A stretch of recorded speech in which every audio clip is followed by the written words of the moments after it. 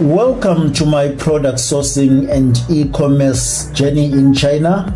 As I promised to show you more drones, more aircrafts and future products from China, today I just want to show you this EH216S aircraft. It can be used for multiple purposes, like the one in red. It was showcased that it had the capabilities of firefighting fires which are in high-rise buildings where no trucks can reach and they can't be fought. So these aircrafts, they're finding really not only to be air taxis, they can be used for multiple purposes, even for farming purposes, replacing drones and helicopters.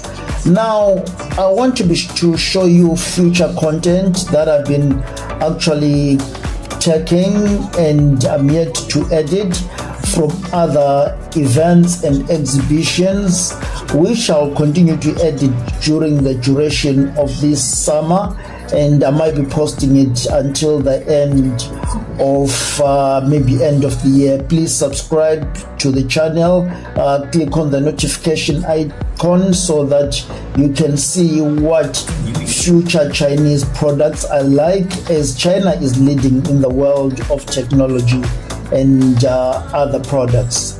Thank you for watching.